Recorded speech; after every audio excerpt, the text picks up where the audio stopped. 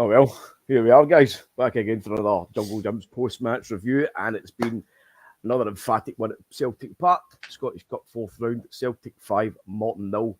Here, myself, Paddy, Anthony, regular, and Andy Boy. How are we doing, guys?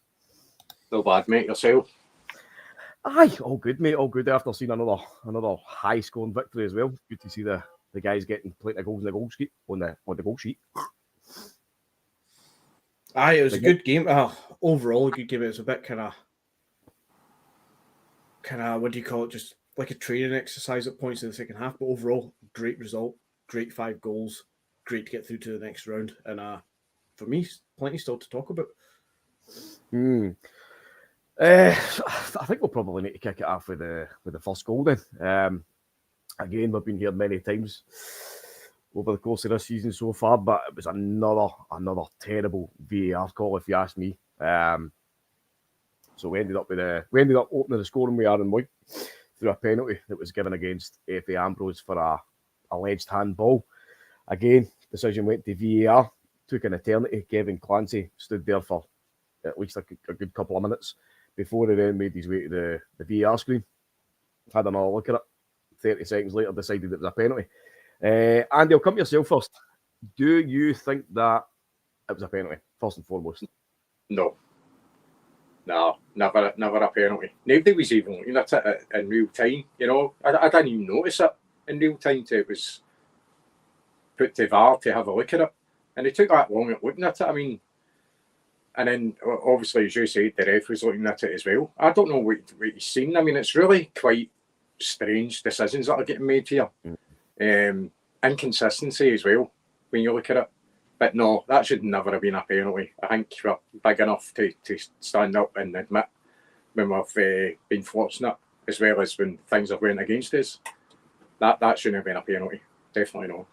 So just in case anybody hasn't seen it, I think it was Abada who was in the box, and he's kind of toe poked it a bit. It's hit off the defender's foot, and it's actually bounced up to Effie Ambrose has kind of fallen down. The ball's hit off the defender's foot, and it's then hit his arm as he's fallen down. So for me, it's totally hand to ball. It's in no way Effie Ambrose trying to stop a kind of goal scoring opportunity. So again, it's Paddy, you mean ball to hand, not hand to ball? Sorry, my apologies. Ball to hand. If it was the other way about it, would have been a penalty, but no, ball to hand. But again, it's all coming down to the interpretation of the rules. How referees are simply kind of, as far as I'm concerned, they're making it up on the spot and saying, you know, the balls are flying in everywhere, even if it's that much away from your face or your feet, whatever, and the ball hits your hand and they're given a penalty. Now, the ball wasn't even kicked in Ambrose's direction, and as I say, the ball's deflected or ricocheted off the defender's feet, whatever you want to say, and it's then hit him on the way down. It's absolute madness. Of course, obviously delighted to see Celtic getting onto the score sheet, open up the game. But if that was given up the other way, you would be absolutely livid. It's bizarre. It's mental. It's crazy.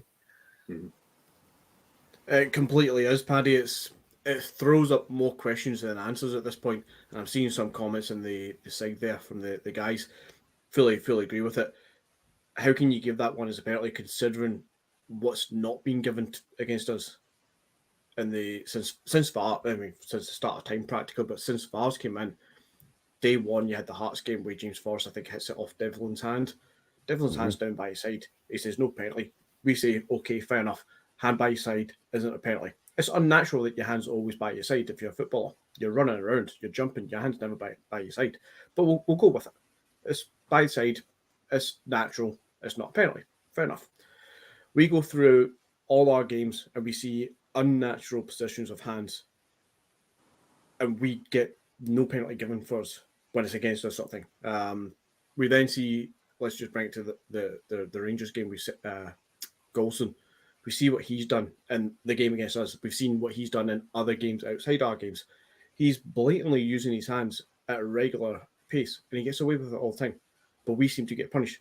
Then all of a sudden, the last 2 weeks, since we as fans and through the power of social media have started to highlight the discrepancy of goals for and against in favour of all teams in the league, one club sits way up here getting all the advantage of penalties and no disadvantage, and one of the clubs sits all the way down here, getting all the disadvantage, yet all of a sudden we get gifted that as a penalty. Not a penalty a day in its life. Not a penalty a day in the life without VAR, and not a penalty since VAR's came out, because we've been on the bad end of not getting that penalty before. So why are we suddenly getting it? Can I just say something? See, if that was Rangers we were playing today, that decision would never have went in our favour. Not a chance. Not a chance. Enough said with that. It depends who you're playing, what decisions you get. Totally agree. I think the biggest thing for me is I think I would have to call it an aptitude of whoever it is that's actually in the VAR room. Kevin Clancy. I've not got any qualms about him kind of cheating against us, if you like to call it. I don't think it's cheating. I think it's just total shocking officiating. As I say, it's even worse when you look at it. You know, in the replays, the guy Ambrose has actually fallen down. As I say, the ball's been kicked by a bad, I'm sure it was, in a totally different direction. The ball's ricocheted after the defender's foot and then hit Ambrose when he's already on the way down. So again, it's just total lunacy. The ref didn't see it at the time. The linesman didn't see it at the time. None of the players were looking for it. MD watching it in real time never really noticed it until VAR intervened, and then he's having another look at it. And it's my question there, Andy, is if nobody sees it at the time, because it's so close, so quick, such a deflection, all the rest of it, as you said, nobody sees it. Nobody's claiming for it. What's VAR looking at? Why is VAR able to suddenly go, there was something there? How's he magically seen it and decided, I'm going to look at that? Right. Yet he can't see a foot chest high stud straight into Giamakis or Stamp and Starfelt to turn around to the ref and say, by the way, you've missed a red card. But you can see that when nobody's looking at it, nobody's claiming it, yet suddenly, boom, there it is. In my opinion, they're trying to even things up. They're trying to take a wee back off themselves. I think it is. Given the opposition, this is an opportunity to do that.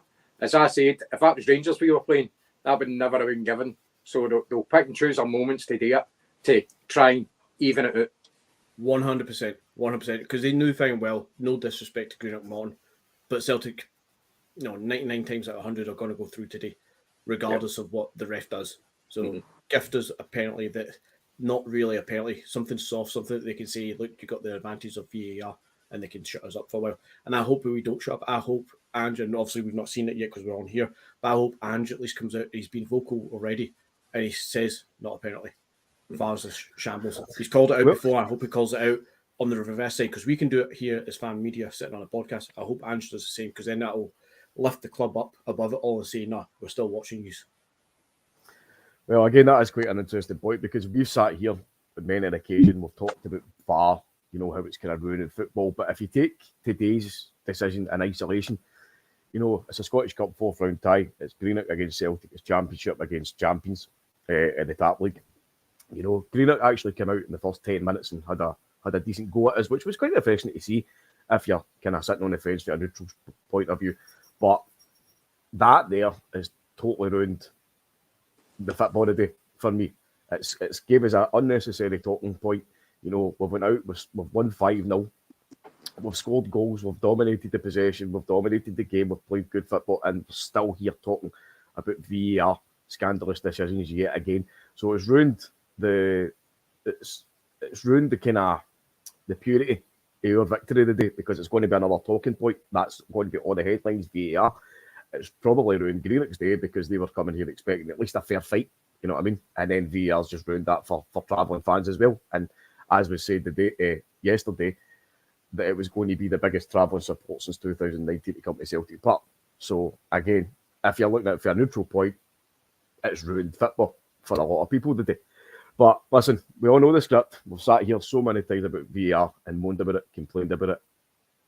So let's just move on. But for the get-go, mate, I saw the starting lineup, and I was quite surprised at how strong Ange had put the side out.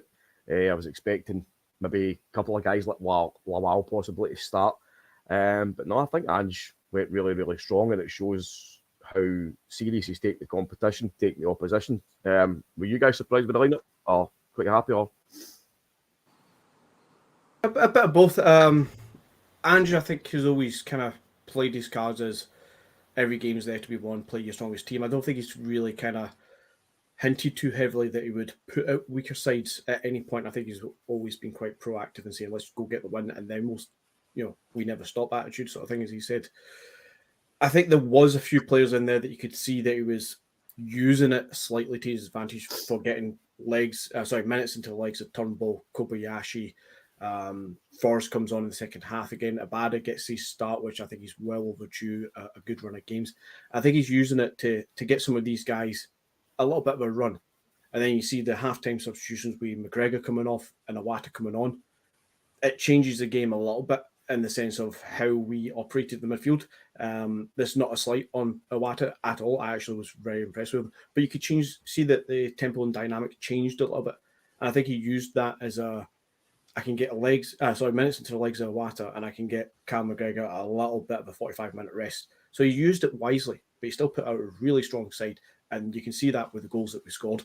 You can see it with the scoreline being 5-0. And I think you can see his attitude to the second half was more of a, let's just rest, let's just take this easy, let's just build a bit of match sharpness. Just a question there from Malcolm Young. Who is Greenock? Do you mean Morton? I'm not sure if that's a serious question, but the name is Greenock Morton, so hopefully that answers your question. Andy, were you hoping to see anybody else playing today, or were you happy with the formation lineup? I was happy with the lineup. As you said, I wasn't expecting such a strong starting lineup. But then seeing you look at our bench, there's strength and depth on the bench. So, I mean, they could have switched it about any way you wanted, and it's still a strong team. Do you know what I mean? So that's the great position we're in, is the quality we have got to come on to replace other players. I thought Iwata looked good when he came on. I was impressed with him. I had to take a double take, actually. I thought it was Hatate at first. It looks very, very, and it's easy to say that when he's Japanese, but it just looks like him physically for your distance and the way he moves and stuff like that. But he's a very commanding player. He looks good. I like the look of him. Well, I'll tell you I'll just run through the lineups quickly, again, just in case anybody hasn't seen it or noticed it. So it was Joe Hart in goals, Ali Johnson at right back, Starfelt, Kobayashi at centre back, Bernaby at left back, Aaron Moy, McGregor, Turnbull in midfield, and Abada, Kyogo and Maeda starting. I was really impressed with Kobayashi today, and I was as well in the St Mirren game. It's not very often that we saw a left-footed centre half at Celtic, and I think for me, Kobayashi brings a lot of balance to the back line, because as you and I have spoke so many times, McGinty, about Starfelt, I think he is a good defender, but when he plays on the left-hand side, I think that's his weaker side. I think his left foot is very, very weak. But since Kobayashi's come in as the natural left-footed centre-back, Starfelt's gone to the other side, and for me, he's looked so much more natural, confident, commanding. So I think that's good that we've got players there that can bring in balance. And I'm not advocating that we play that centre-back pair all the time, because obviously Carter Vickers is the main man. I know he's not playing there now, but there's options there to mix it up. You know what I mean? You could possibly go to a back three if Starfelt's not playing, and you could put Kobayashi at the left, Vickers on the right. There's good options there, and it's not just at the back line now, it's all across the pitch. So that's something that Ange has been working on for a long, long time. It's getting better. But as you said, mate, Andy, Iwata, really, really good when he came on. Very, very similar to Hatate as well, in terms of physicality. I tell you as well, Alistair Johnston, for me, was very, very good. And I think I actually said this to you guys on the CSB chat the other day. I think he looks very, very Tierney-esque. Stature, the way he runs, the strength. The chip foot, and he does look very similar. Yep. And his kind of attitude to his game as well, fully committed. And wanting to get forward at every opportunity. He's very, very like Tierney, actually.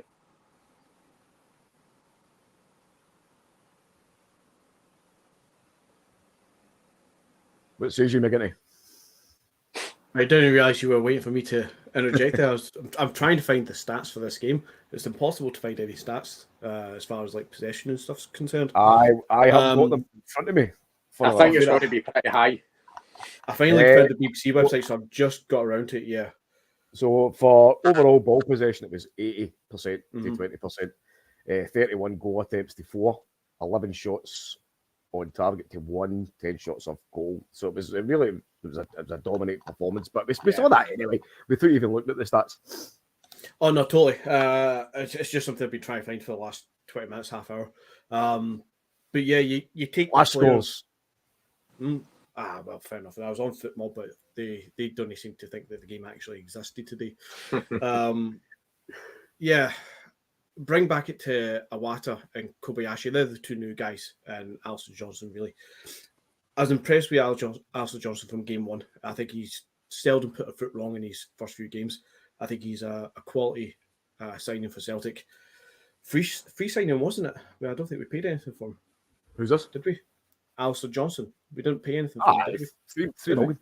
Was it that much? Anyway, still, money well spent, if you ask me. We've covered ourselves for when Josip leaves, and he looks like a competent defender who's able to attack and defend at the same time.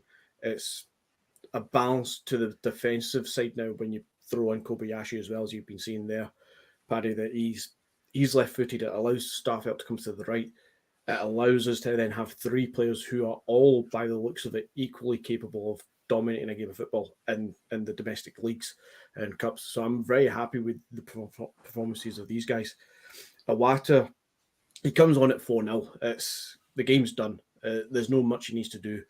Morton us putting 10 men behind the ball. There's really not much influence in that sense that he's going to wow, look what he done, like Hatate with his diagonal crossfield passes and stuff. He's not able to showcase that just yet. But what he did do was basically control that game, dictated what was happening around him. You could see him pointing every time he wanted the ball and where he was going to pass the ball next.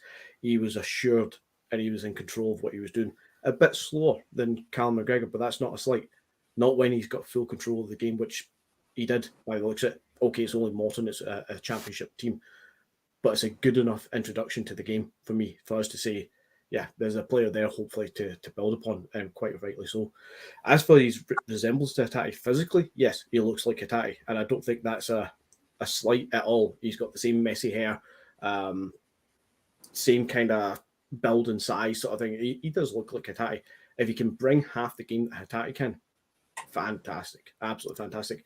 One more thing before we move on, Paddy, just as me and James, I believe, who might show up later on, have for weeks been slating the boy. Credit to Aaron Moy. How he didn't get man of the match is beyond me today, because he actually absolutely was fantastic. He's now taken this position that he's not quite got the silky footwork of Tom Rogic, but he seems to be filling that position of playing on the edge of the box, playing the number 10 quite well, and be able to just pop up at places where the ball just happens to fall. And good on Aaron Moy today. Well, listen, just before we move on, I've literally just been forwarded on a message by our very own Dasbo, who's in Senegal just now. It's a WhatsApp message. I don't know if it's legit or not, but it appears to be a transfer agreement piece of paper that states Kevin Nisbet, to Celtic. So again, I don't know how legit that is, but just I'm looking at that just now myself. I don't know. Things look a bit off there. I've never seen that kind of paper before. It does, especially when you look at the very first line and it says transfer agreement. They've spelled agreement. That's right. So I don't think Kevin Nisbet's. So no doubt that WhatsApp's going about everywhere now, and you've all seen it at some point. But it is there. It may be true. It probably is there. But just in case it is there, breaking news. How would you feel if it is true? Disappointed? No, I would not be disappointed at all. I think he's a very, very good player, good goal scorer. I know for a fact that he was offered a chance to come to Celtic. I believe it was in the 10 in a row season, and it wasn't to be. Didn't come to fruition. So, but listen, later on we were actually going to talk about this, but it appears that your man Oh Hee Jung, whoever you say his name, it looks as if a medical's on the cards with him at Celtic, according to, I think it's Football Insider, said that the offer's been accepted by Samsung, whoever the bloody club is. Si Wong Samsung or something, I think it is. Did Fabrizio confirm how far along it is as well? He's not I done this whole here. I don't know, yet, mate. He's getting close to it. I don't know, mate. The only one I've seen for your man Fabrizio was the Juranovic breaking story, which you'll see right at the bottom of the ticker now. So, again, this was going to be later talk, but seeing as we're talking about it now, Juranovic is in Germany to finalise a move to Union Berlin. So, apparently, it's supposed to be 7 million up front, possibly rising to 10 million. So, what we'll do is we'll just move back and out, and we'll come into that later on in the programme, because that is kind of breaking news, if you want to call it that. But we've obviously spoke about the backline. Bernabei is one that will come into the chat very, very soon.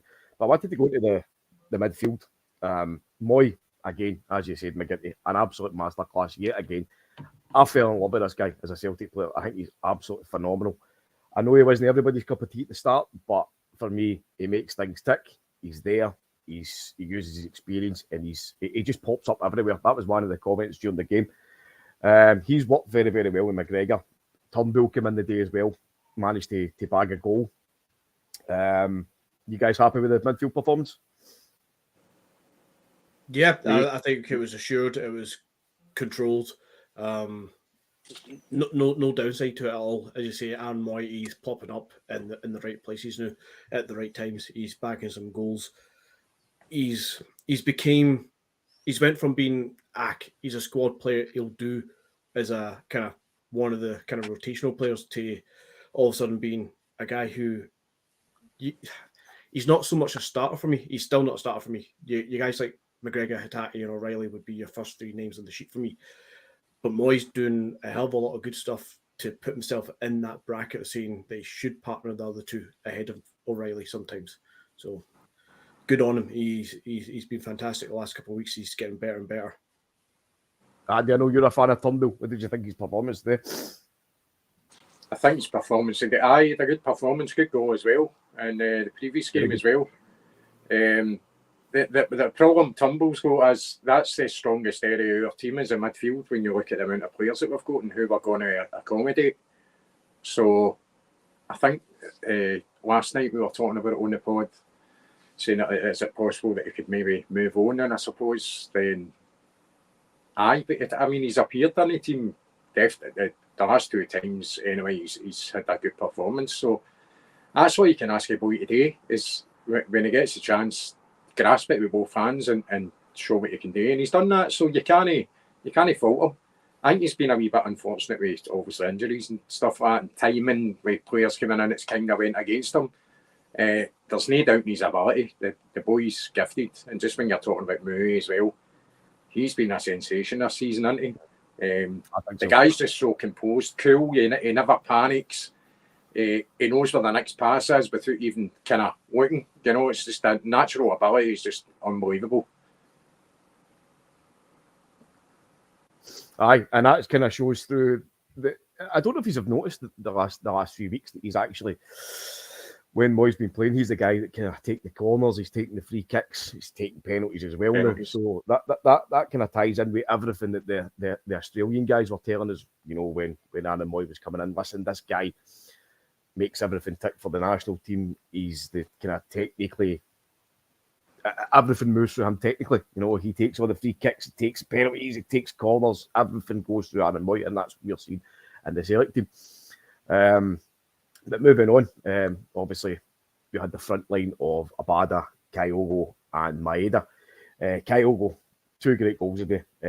Again, F.A. Ambrose, very, very harsh, extremely harsh to give a penalty against them for the first goal. But there was no mistake with the second goal. Ambrose makes a mistake. The ball ends up at Kyogo. Boom, past the goalkeeper. Kyogo does what Kyogo does. So it was great to see him on the goal sheet, again. His second goal for me was even better because that comes down to his movement in the box. Again, the ball falls to his feet. He has a wee kind of shimmy, gets the ball just slightly in front of him, and bang, scalps it past the goalie. So it was another fantastic finish for Kyogo. I know the stadium announcer gave Kyogo man of the match, but you guys know. No, I can see why they would give him it. You score brace, you're an influential striker and stuff, but the fact he came off at half time, and Aaron Moy had one of his best Celtic games so far. It's a bit of a slap to Aaron Moy, to be honest. I don't think he'll be too upset overall. 5 goals. Do you think? Do you think it was Earl James that was the stadium announcer today? Probably. I reckon he's hijacked that microphone at some point. He's actually due to come on. He's trying to get his computer loading, so we'll hear from him. See if it was him that hijacked the. Abada had a great game as well. I thought Abada was really good. Oh, speak of the devil. Alrighty, long time. Right, man. Alright, you hear me? Aye. Yes, James, welcome back. We were literally just talking about you there, James. I know you're just back for the game. We were talking about Kyogo and Aaron Moy. How the stadium announcer gave the man of the match to Kyogo. Was it yourself that was up in the gantry box, assuming the microphone? No, honestly, as I said to you in the group chat, there was only 2 choices for our man in the match today, and it was either Aaron Moy or Effie Ambrose. I'd have probably gave it to Aaron Moy just ahead of him, to be fair. But no, I know I've taken some stick here the last couple of months about my thoughts on Aaron Moy, but obviously we've not been on the last couple of weeks, but I'm taking a wee liking to him. I still wouldn't be playing him in every single game. I think he has definitely got his juice. His games where they're going to sit back and he can kind of play that deep line playmaker role, get the balls pinged about. But I still wouldn't fancy him starting at like Tynecastle, Pittodrie, maybe the kind of grunts. But I definitely I'm slowly but surely coming around it. Did you run up the stair to go and make you sound a bit out of breath? No, mate, do you know what it is? I've wrapped up as if I was going to the Arctic, man. Fucking jumpers with snoods on it and everything. The weather actually wasn't that bad today. It's probably because he's had to praise Aaron Moy. It's all on his heart. Yeah, but flustered. What did you think about the game, James? Well, you were there, obviously. So tell us for the eye bystander view. The first half, I mean, at half time I thought we'd probably double the score, but it kind of died a death in the second half. But it's easy as can be, wasn't it?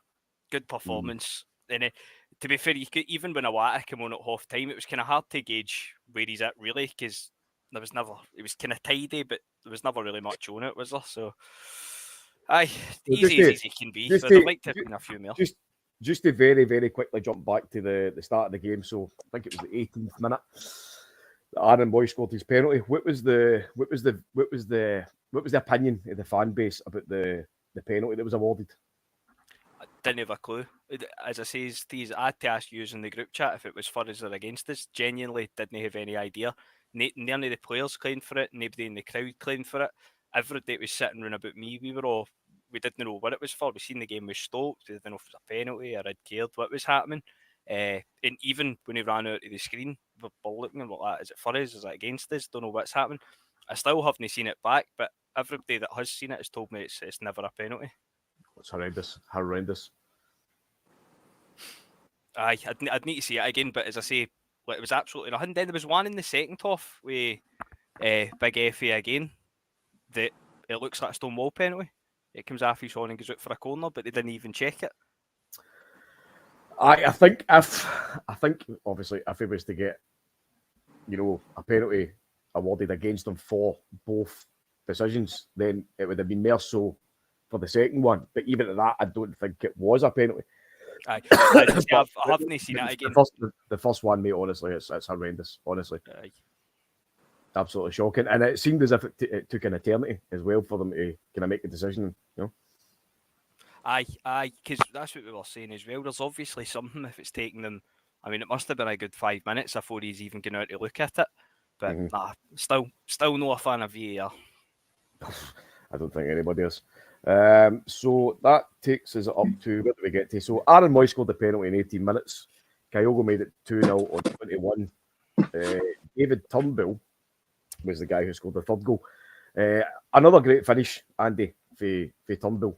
He does that very, very well. He kind of hangs back on the edge of the box, and as you saw for the finish today, his technical ability is great. He didn't even take a touch. He didn't smash it. He just put enough power through it with his side foot and totally scunnered the goalkeeper because it went right past his left-hand side.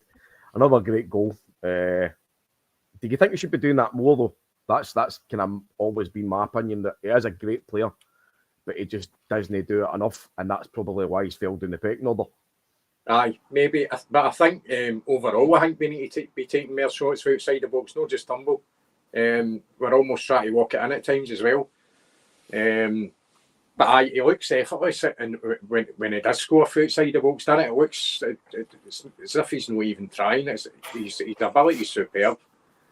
So, as I said before, the last two appearances, he's grasped that opportunity with both his hands. He's scored good goals. So fair play to the boy. Maybe if he had more game time, he probably would be scoring more goals and maybe try to take more opportunities for outside the box. But as I said, I think as a team, I'd like to see us kind of putting the foot through the ball a wee bit outside the box more than try to kind of almost walk it in. Aye, absolutely. So that was half time. So it was 4-0. Obviously, it was rounded up to 4-0 by Kyogo's second goal. As you said earlier on, McGinty, Awata came on as a second half substitute. James, what was the crowd reaction when the boy came on? Everybody happy to see him? Aye. I think it was kind of expected that we'd see a few subs. Obviously, rest Kyogo and McGregor.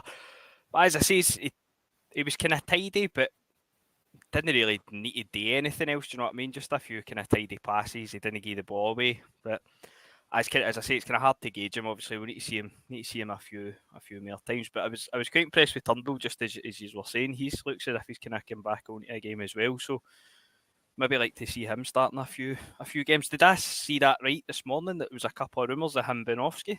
I seen it on Twitter. I've not really looked properly. Well, it's happening, Gav. Listen, I am going to jump over to your side and let you carry on. Let me carry on? Aye, nothing like throwing young Gav into the fire there, letting him take right into the lines then.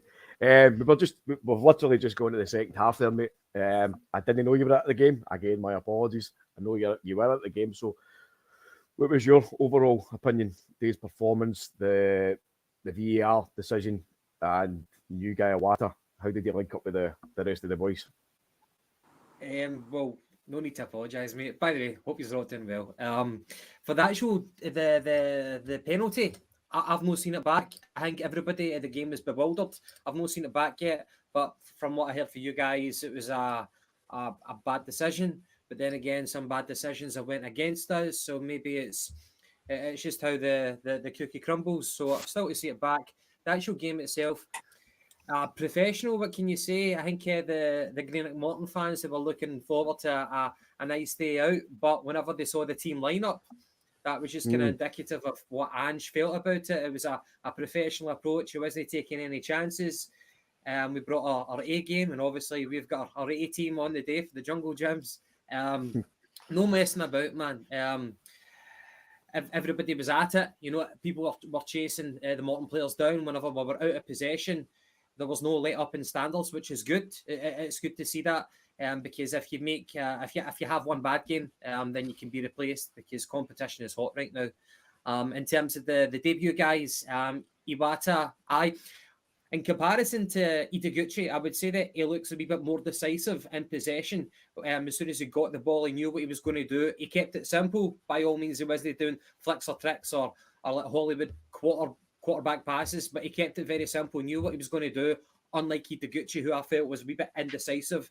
And Kobayashi, I think that's his second game right now, but he looks he looks to have a better technique passing wise than Starfelt. I'll say that. But overall, a good game. 4 goals in the first half, and then another goal to top it off in the second half to kind of keep us entertained and keep us happy going home. I'm sure Dougie Imrie must have been pissed off. I never liked him as a player. But thankfully, we probably won't see that much of him if he's going to be managing Morton for the foreseeable future. But overall, a good day out for the Celtic support. I'm happy with that. I can't complain. So there was a couple of substitutions up front, but the two that started on the wings beside Kyogo was Maeda on the left and Abada on the right. McGinty, I know you're a massive Abada fan. I thought the last game that he played, listen, just to kind of go back to many times that you and I have kind of spoke about it. We've had wee kind of arguments about it. I don't think that he's been the best winger at the club. I don't think his performances have been that great when he's on the wing, when you're looking at kind of natural wing play. But as I've says, I can see where his bonus points are. When he's drifting in behind people, he's getting goals, he's ghosting in. But I think, as I say, the last game and this game today, he's been a lot more direct on the wing, which is what all that I wanted to see, was it taking a man on, driving through, making things happen. We see it with Maeda very recently, that that's the kind of performances that we want to see in the wings. Again, even though Maeda didn't get any kind of goals or excuse me, anything came off from him in the sense of that, I thought his work rate was excellent. So what's your take on Abada, mate? I'm going to start by talking about Maeda and Moy just slightly again, just to kind of bring a point around to it about Abada. I heard this mentioned in the commentary during the game, and I think it's quite true for both those players who played at the World Cup. I think both of them have benefited from the game time and the experience of being at the World Cup, and they've came back to Celtic with that kind of a little bit of bravado behind them. They're going into the Celtic games now with a wee bit more oomph to their game, a little bit more confidence. And both of them, Maeda and Moy, who I think both are perfectly good players, have just been very vocal in the first half of the season that they maybe just not what Celtic needs. But the last few games, both of them have been picking up quite a lot. And I think that's on the back of both of them having good World Cup performances. I think Abada actually is benefited from the exact opposite of that. Having not gone to the World Cup, having not gone to any international games, whatever, he's had that time off. Presumably, obviously, he went over to Australia with the rest of the players. But he's had the time off, and it looks like he's actually worked on his game behind the scenes. I don't know if it's Harry Kuehl that's came in and has maybe helped him along somewhere. But since the start of the season again, since the restart in December, he definitely looks to have added one or two things to his game. One of them is his little step overs that we've seen a couple of times today. He's more confident to face the player up, do a step over and try and turn him, which is something that we've said so many times, especially when he's one-on-one with a goalkeeper. He needs to turn a player. He needs to face them up a little bit more. He seems to be bringing that to his game. And he's also able to now, I don't know how to describe it fully, but he seems to be offering himself a lot more as a supporting player in that kind of forward right position, as opposed to just that guy who we'd fire the ball to and his natural instinct to drive towards the goal and hit a shot, which was giving him great numbers and great stats. He seems now more favourable to be there to open himself up for a pass, to then 1-2 it with somebody else. I think you saw it with Moy and both Kyogo at some point in the second half. I can't remember exactly the situations, but he just seemed to get himself in those positions more.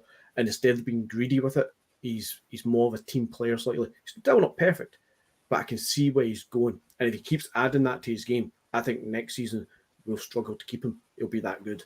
We also had the fortune of being able to bring on another two wingers at half time. After half time, sorry. So Kyogo went off, Maeda went up front. We then saw the introduction of Haksabanovic and Forrest. I think, Andy, what did you think about Forrest? Do you think he was effective enough? I think Haksabanovic I think he had an impact. I know there wasn't too much came of it, but you could see how he was kind of terrorising the Morton defenders. He's got that kind of low centre of gravity. He can change direction at any point in time. And I think that they were a bit bamboozled by him. But what was your overall feelings about Forrest when he came on? Aye, nothing in particular. Kind of, try to find the words. Nothing showing about him any kind of different. He didn't look any kind of. It didn't look as if he changed the game that much. I think Haksabanovic had maybe an influence on the game. He was looking to drive it at the defenders. He was looking to get on the ball a wee bit more. But saying that, when it came to the fourth goal, wasn't it? Turnbull's goal. I think he's driving into the box and he had maybe three players room. And actually, when he first got the ball, he had the chance to cross it there right away and he decided to cut it back and then try to get back again. He ended up getting caught in amongst about three players. And he was kind of fortunate in getting the ball back and then obviously put it across for the. I'm sure it was the 4th goal, wasn't it? That one. No, it'd have been the 5th goal. The fifth goal. That was Turnbull. Moy. Moy, Turnbull. Turnbull was the 4th one. So Forrest, just he never really done anything that impressed me that much, but that's it. I thought he was shite, to be honest. I always stick up for Forrest, but I thought he was terrible today. I thought our 2 worst players were James Forrest and Burnaby. Burnaby, yeah. We've not actually spoken about him yet, but he was coming up at some point. Definitely him. So the substitutions were rounded up. Obviously, Aaron Moy scored, and I'll just get the time now. Aaron Moy scored in the 84th minutes. It was assisted by Haksabanovic, who we've just spoke about. But in between that, you had Matt O'Reilly coming on at 77 minutes for Turnbull. And then later on, one that I was delighted to see coming on, Gav, was Bosun Lawal. I know me, you, McGinty have saw the boy playing live. We're happy to see him coming on, getting his introduction, even though it was only kind of 4 or 5 minutes towards the end. Was I happy? I'm quite indifferent about it. I know that when we watched him for the B team, he was head and shoulders physically above everybody. I know that I'm kind of quick to judge players whenever I first see them, but that goes both ways. If they impress me, then I'm thinking I become far more intrigued and I want to see more of them. But similarly, if you play badly, if you look hesitant, which I think he did in his debut for us, much like Urugide, I was very unimpressed with Urugide. You know where he's now, he's away for Celtic, but Lawal, no, for me, I'm going to say that I don't think he's got a future at the club. I know it's very early days, but no, I don't see it. I don't see it at all. So for him coming on, I think it's useless. I probably a lot of people in the comments, maybe some of you guys will disagree with me. I know that you want to kind of get behind the youth, you want to see them do well, but from what I've seen, no, I don't think he's going to be a player for Celtic. So I was not thrilled at him coming on. Put it bluntly. Burnaby. So we were going to talk about Burnaby. So for me, very, very poor first half. I think he got slightly better the second half. I know he was a bit more direct. He was trying to put balls in. He was getting involved. But there's just something about the boy that I'm not quite sure about. I think when you look at, the squad that Postecoglou has assembled, it's full of technicians. It's full of people that can flow in and out his system. You've got guys that can go left, right, centre, whatever. You can put guys in different positions. But Burnaby, to me, doesn't look, as of yet, I'm not writing him off just yet, but the last few games that he's come back in, I don't think he's really suited to this system as such, because he's kind of indifferent to me. It doesn't look like a fullback, it doesn't look like an inverted fullback, and he's not quite like a wing-back type player. James, what was the viewpoint for the fans today on Burnaby? As I say, I thought personally he's probably the worst player in the park for me anyway. I don't know what it is with him. Obviously, I say don't hear. I would have broke one at Ibrox when obviously we played Juranovic at right back, but ever since then, up until that point, I thought he was all right. He was never a standout, but I didn't think he was terrible. But I don't know, even at Hampden last week, I just didn't think he was good at all. I don't know what it is. He's like a winger to me, but isn't he a good winger, if that makes sense? Like he's not quick enough, he's not tricky, and I don't think he's crossing. His final ball, to me at least, I think it's terrible. And his shots, he must have had a fair few shots, and it feels as if everyone's went over the bar by some distance. And in that system, you could probably make a case for saying that your fullbacks are the 2 most important players, because they pretty much play everywhere apart from fullback.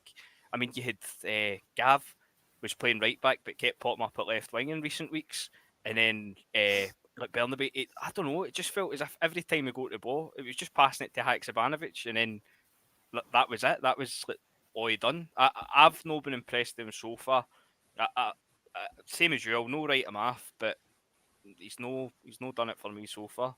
Greg Taylor is by a mile better. Listen, he is. Greg Taylor, my apologies, is totally integral to this team. But if you look back to the start of the Postecoglou reign, we were pretty much saying the exact same thing about Taylor. that's the reason why I'm not really want to write him off just yet, because Taylor was a bomb scare at the very, very start. But again, got the time, got used to playing the system. Could Bernabei do it? I don't know, Gav. You're looking as if you're ready to jump in there with something, buddy. I actually wanted to pass the buck over to McGinty for that, because I remember even in the past few weeks before Taylor got injured, McGinty, I think you were of the opinion that you wanted to see more of Bernabei. So maybe you're more optimistic about his prospects at Parkhead. Yeah, definitely more optimistic, but I can't really disagree or argue against any of the points made so far. He needs more game time. I think there's a player there. I think we can all see he's got an attacking talent to him somewhere in him. He's got that kind of South American kind of flair that he can bring going forward. Defensively, suspect. But as Paddy says, so was Taylor last year. The last few years we would be writing Taylor off, but this year we're all for him. Same with Ralston. Last season, Ralston stepped it up. Before that, we all were happy to see him go to Ross County or somewhere else. I'm all for giving Bernabei a lot more time than he's got just now. He definitely needs more game time, but he definitely needs to find his position, because as soon as Taylor comes back, Taylor's going to take that back off him. So he needs to add a defensive element to his game so that he can say that he's better than Taylor, or he needs to find that attacking option so they can actually turn and say, actually, I'm not a fullback, I'm a winger, and develop himself as a left winger to challenge the likes of Maeda and Jota and even Haksabanovic now, which is a tall order to ask. But I think there's a player there either way that he can develop as time goes on. I would not be looking to sell him this window or next window. I'd be looking to say this is your first season outside of Argentina, 21-year-old, finding your feet and all that malark. Give him a bit of time and see what happens this time next year. If he's progressing well enough, if not, then we could reassess where we are with him. I think he's got time on his contract. He's got time that favours him. Aye, listen, it was a good performance today. Gab, you said it, very, very professional. We started with a strong lineup. We did what we had to do. Take away the VAR issue. We were still very much, getting through, and that's no disrespect to Morton, but the guys turned up confident. They turned up, put the professional performance in. So we managed to get through to the next round quite comfortably. So it was a good day at the office for Postecoglou, but. Just moving on, obviously, apart from the game today. So the transfer speculation is rife just now at Celtic. So first and foremost, the big news that we've got, Andy, is that Juranovic is in Germany as we speak. He's undergoing a medical to join Union Berlin. So it looks to be reported £7 million up front, with add-ons possibly taking up to £10 million. What do you think about that, mate? Are you happy with the fee? I know there's been some speculation come out during the last week there that, Don Mackay has played a part in kind of fucking up essential paperwork and stuff, and that's potentially a reason why we're going to be seeing Juranovic leaving for much, much less than what we think he should have, and possibly Giacomakis as well. But first and foremost, Juranovic going to Germany. Do you think that's a good move for him? And are you happy that we're clawing back at least something? Well, I think we were looking at between 15 and 20 million, weren't we, before the orders came out about clauses and contracts. And so I would take it. He's obviously doesn't want to be here. He's not flung the toys out the pram. The guy still went and done his job, which is all you can ask him to do. If he doesn't want to be here, there's no point in keeping him. If you're getting 10 million overall for him, then aye, take it. Go on with it, get somebody else in. If that's what the plan is, or if it's just going to go with Johnson and Ralston, I don't know. But personally, I would like a wee bit of backup there. So aye. The only thing is, Union Berlin's kind of came out the blue a wee bit in it. It hadn't been mentioned before. I think every other club in Europe had been mentioned, apart from him, and that's as if where he's going to end up. So, aye, good luck to the guy. I've got no malice towards him, you know what I mean? He came in, he done a job, but I liked him as a player. I was kind of hoping he was going to stay and we'd maybe see the best of him. I don't think we have seen the best of him. I think he's been good. He's had a good World Cup, but I don't think personally as a club we've seen the best of Juranovic. So take what we can get for him, and 10 million, considering the situation we're in now when we're talking about clauses and all that, then aye, good luck to him. Aye, well, obviously the news came out last week that the Italian signed Monza was the team that was in for him, and then I think they signed another right back on loan. So the news was that they were trying to sign Juranovic with a kind of loan to buy type thing, the kind of thing that we've utilised with Maeda in recent years. So I think if he's going to move on, Ange's already came out today, and he's obviously backed up that he's in Germany undergoing a medical. So if it's going to be £7 million up front, possibly rising to 10, I think that's potentially maybe the best of a bad situation. I mean, you look at his stature. His stature as a guy who's Croatian right back, played in a World Cup semi-final. Gav, again, James, you would be expecting 20 million for a player like that if we were going to go and buy a Croatian World Cup semi-finalist type guy. Do you know what I mean? But then for us to go down to a £7 million transfer fee, it does sound like a kick in the stones. Aye, I think we need to look at it in a couple of different ways as well, and I don't know which way is the right way. He's 28, is he? Going on 29? I think when you look at the players, I think when you look at the players, 27, 28. But when you look at players that we've sold previously for 10, 12, 15, 20, 22 million pound, 25 million pound even, they've all left at a much younger age where the development is still there. Clubs are buying potential and a somewhat ready-made player for their level sort of thing. Josip just now, they're buying a player that he is who he is. He's not going to get any better. He's not going to add anything else to his game. So, yeah, Croatian right back, third place in the World Cup and all the rest of it. It feels like it should be more than double figures. It should be more than 10 million, sorry. I think we'd all be happy if you got that 12, 15, maybe even reaching up to 20 with add-ons. That would have been nice. But it's just not going to be. I think if you're Josip Juranovic, you have to look at yourself a bit more and say, well, I've came from Legia Warsaw, went to Celtic for a year and a half. That's definitely a step up as statures of football clubs. He's played in the Champions League. He's showcased himself. And the best he can find is Monza or Union Berlin. And I know Union Berlin's fifth in the German league, I think it is just now, and they're having a great season just now. They've played not too bad the last couple of years, actually. But that's not a move that couldn't have happened a year and a half ago for him if he wanted to. Legia Warsaw to Union Berlin isn't exactly a million miles from each other. That could have been a move. Josip has to look at himself and think, has he done enough for himself and for this club to have bettered his own move? Because he's probably stagnated himself. We've got the benefit of him. He's played well. He helped out at left back last season. Absolutely fantastic. We've practically quadrupled our money. Wash your hands, off you go. Thank you very much.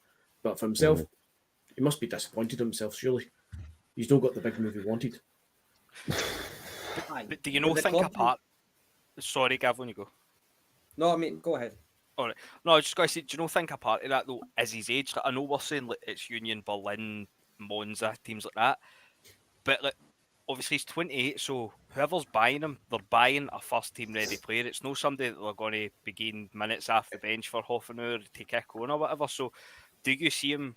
I don't see him walking into an Arsenal, Man United, Chelsea, Atletico Madrid. I don't think he's good enough for that. I think I've said it before. I think as a fan base, we've always overrated him. For me, he's always been a kind of steady Eddie. He's never been much more than that.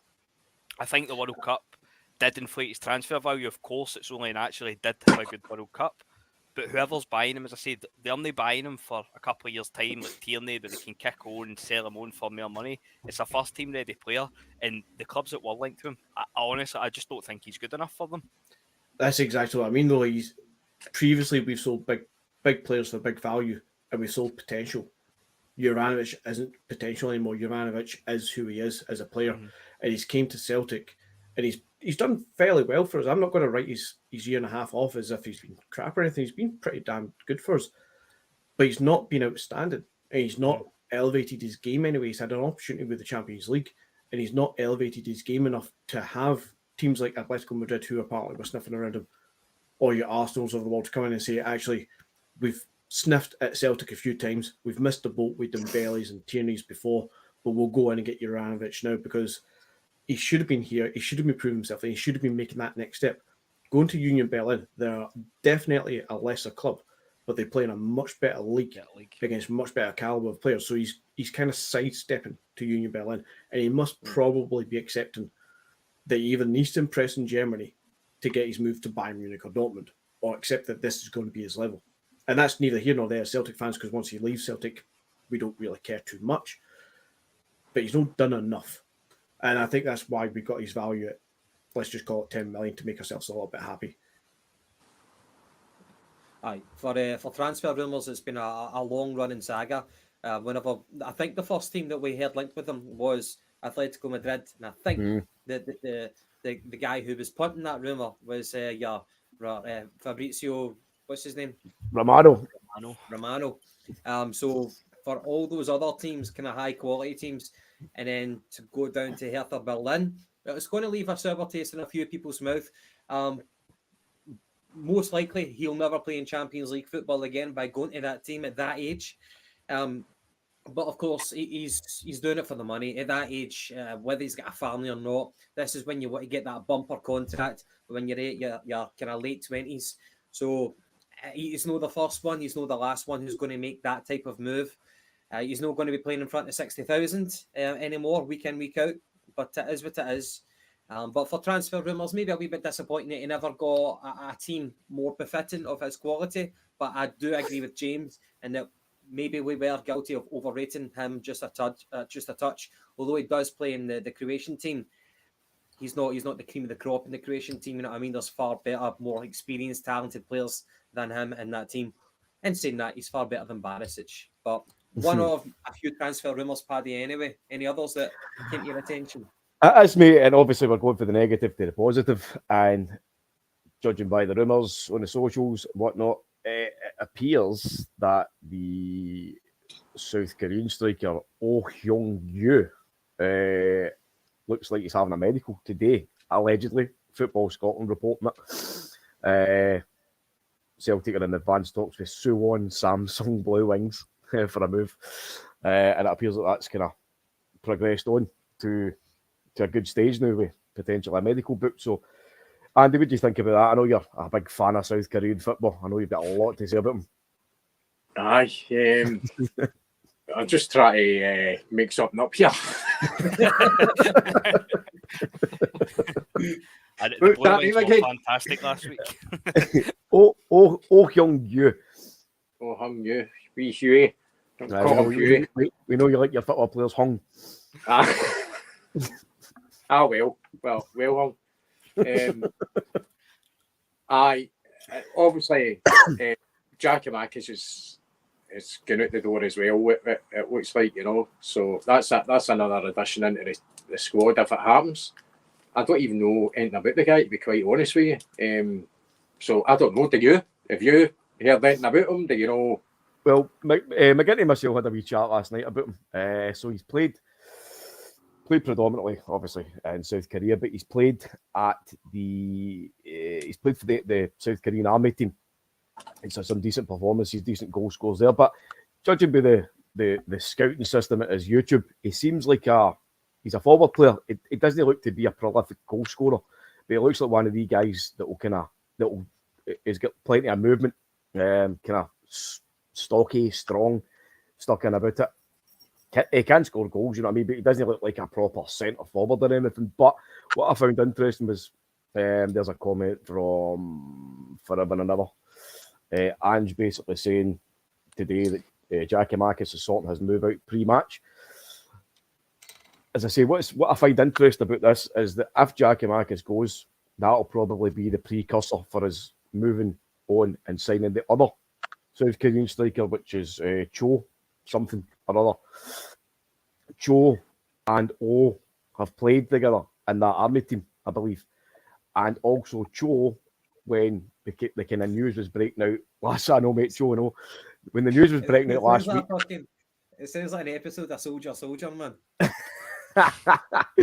See, when the news was breaking out last week or the week before that, you know, that obviously the talks with Celtic and Cho had progressed on, and then it kind of backed off a wee bit, and then it turned out that Mines was the other team. And some of the comments was that Cho would prefer to go to Mines because he felt as if he was more wanted there. Plus, they've already got a South Korean there. That sounded to me as if he only wanted to move to a club with a pal, if you want to call it that. So I'm not insinuating that Celtic signing this other guy to be a pal for Joe, but if we're getting a decent young forward player at 21 who's as a means to getting the World Cup striker, which is Joe, that might be a wee bit of kind of jigsaw business by Celtic, if that makes any sense. So do you see him as a prospect, Paddy, rather than somebody who will give him straight in and as a first-team player? Aye, well, obviously, Kyogo is going to be your number one. Ange's already spoke about, potentially wanting to better the squad, and he's always talking about, 2 and 3 transfer periods ahead. So if we're getting another striker in to replace Juranovic, who apparently is leaving because he wants more football, he's not getting it because Kyogo's the man. He's 28 and all. He's wanting to get more money, more football, more game time. If we're signing a younger striker at 23, I think, which is Joe, then he would become the number 2 under Kyogo. And then probably still need a third choice striker in there, and that could be, Do you know, I think we should be looking to the kind of youth setup to try and bring in a kind of maybe a third place kind of forward player that kind of just bleed them into the first team system for a while and as a bit of backup rather than bringing a bit of prospect for South Korea. Potentially, mate, but I think the way Ange is obviously planning his dynasty out here is to be scouting far and wide, obviously, because we're bringing in players from every corner of the world. There's many potential positives I can see about it. As I say, the younger boy, doesn't seem to be an out-and-out striker. Cho seems to be a bigger, kind of more physical type forward. So he could be a like-for-like replacement for Juranovic. He would probably be happier stepping into the second team berth behind Kyogo. And then you've got the other guy vying for competition somewhere else. He could maybe go low and he could stay. I don't know. Could fight for a place in the wide areas. I really don't know. But we're talking about another 2 South Korean guys coming in the door. That's even after Park. There's potential there for scouring, far and wide, merchandise, networking, that kind of thing. I don't know. Am I just talking absolute shite? See, with sorry, mate. Sorry, on you go. Sorry, mate. I'm interrupting. I've got no first-hand knowledge about the merchandising thing. See, whenever we got Ki Sung Young from South Korea, we were hoping to exploit that part of the market. Didn't happen. And there's a guy on the Australian Celtic podcast who lives in Japan, and he said that he's like the kind of the go-to guy apart from Dan Olowitz. He says that in Japan, since we've signed this dynasty of Japanese players, there's been like to buy a Celtic top, it's not really like in the stores or whatever. It's not as prevalent as what you would have hoped for. So this whole exploitation of the Japanese market, the commercial side of things, that's not really taken off from what I've heard him say anyway. So that's just my penny's worth. Sorry, Andy, off you go. No, I was just saying, do you think the merchandise side of it's going to be a detriment to kind of the progression and the young players coming through Celtic, or if they're looking at something maybe as very a commercial signing than actually the talent there? Well, I think if you can merge best of both worlds together, then you're obviously on to a winner. But you're talking about youth players like what have we got to know? We've got Joey Dawson in the ranks now. Johnny Kenny's out on loan. So other than that, we've not really got anybody who can step up to the mark. If you ask me, that can step into the first team. So I think it's quite right that we should be searching for new strikers, especially if you're replacing Juranovic. I think the thing for me with the merchandise thing, if you look at Cho, right? Cho's the guy that's on Korean Vogue magazine. He's got fucking so many fucking Instagram followers and all that. All that kind of thing adds up now in this day and age. Do you know what I mean? But first and foremost, if they're a good enough player, and just said that they're good enough, the scouts have sorted it out, then I don't know, just try to think of the positives. Mm-hmm. But again, Cho's obviously a speculation now, but it appears that O's your man that's coming in first and foremost. James, How's your South Korean pal? I heard it's a go for O, but no so much Cho. But we need a striker, obviously. I think we need a striker even if Jackie stays. So if Jackie goes, I still think we need 2 strikers. Cho, obviously what we've heard, is pretty much a done deal, but I suppose it kind of depends what way the wind's blowing, the way it's went the last kind of couple of weeks. There was I seen talk of Kevin Nisbet as well, which it doesn't really date for me, but if he's coming in as a third choice, then maybe a wee bit more understandable. I think he'd still score goals for us. I don't think that's a doubt, but I think we should be looking a wee bit higher. But I don't know anything about Cho or O. I couldn't tell you the first thing about him. I just seen the pictures of Cho, as you say, the Vogue magazine and all that, but couldn't tell you the first thing about him. I've not even YouTubed him or anything, so I've not even got a kid on. I've got a clue what I'd be saying. Gav? For Nisbet, how injury prone is the boy? I'm not overwhelmed with his performances. I think he's all right. I think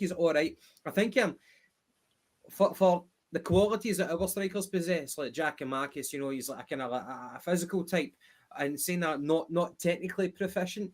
And same with Kyogo with his movement, quick off the mark. But again, he's not like a Robbie Fowler, that type of sharpshooter. I think Nisbet arguably is a wee bit better than them in terms of like shooting accuracy, but I don't think that's a good enough reason to sign him. He offers something that we don't. It kind of makes me think of people like Derek Reardon whenever we signed him. He was doing well for Hibs. And you kind of would prefer him on our books rather than the rotten mobs, but that's not a good enough reason to actually sign the boy. And obviously, it never worked out for one reason or another. Nisbet, he's got a handful of appearances for Scotland. Read into that what you will, but I don't think he would cut the mustard for Celtic. He's not going to be your number one centre forward, and for that reason, because we only played with one up front anyway. And he's not a physical enough striker. He can't play others into play. No, I wouldn't pull the trigger on this, but decent enough, but I wouldn't buy him. No. It'd be tough to agree with you, mate. I know he's been mentioned before. We were actually just talking about Nisbet at the start of the programme. Dasbo sent us a WhatsApp message with a picture, and it was a dodgy fucking looking contract type thing that was Kevin Nisbet to Celtic. But again, McGinty, straight off the sharp. So spelling mistakes here, there and everywhere. So I think that's probably a pile of push, in all honesty. But O seems to be incoming. I think the deal is potentially back on for Cho. Again, I've stated kind of my thinking about that. But listen, I think whatever the manager does, he's earned the trust. He's earned the trust and the support. I don't think he's got many wrong that he's, been very much prevalent in. So I think between now, because we're ready to kind of wrap up, and by the time that we get back on Tuesday for the Tuesday TikTok, hopefully we'll have seen a few incomings. There's definitely going to be some outgoings. Juranovic, potentially Giakoumakis. We're still looking at guys like Ideguchi, McCarthy, as much as I hate to say it. Turnbull could be another one, even though I don't think that would be a kind of a pressing issue to get rid of Turnbull. But apart from that, guys, for the great day at the office, fantastic victory, 5-0 into the next round. He's got anything else to add to? I'll ask you a wee question, Paddy. What would you rather? So the Rotten Mob are playing St Johnstone today in this round of the Scottish Cup. Would you rather that the Rotten Mob lost today and exited the Scottish Cup, or would you prefer that they lose their next league game? Oh.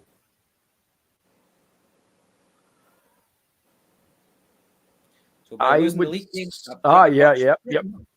pretty much gives us the league title almost, as long as we capitalise on that and extend it to 12 points. Or you can take it for granted that we're still going to win the league. But if they were to get beat by St Johnstone today, that means that that's another silverware that they cannot win. What means more to you?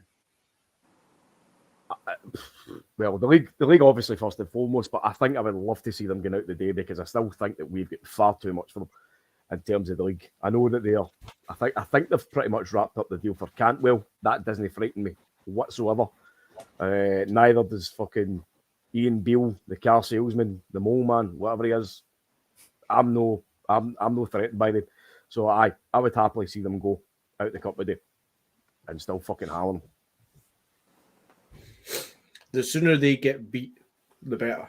They're struggling to get through games. Even look at the last game there. They go behind so often.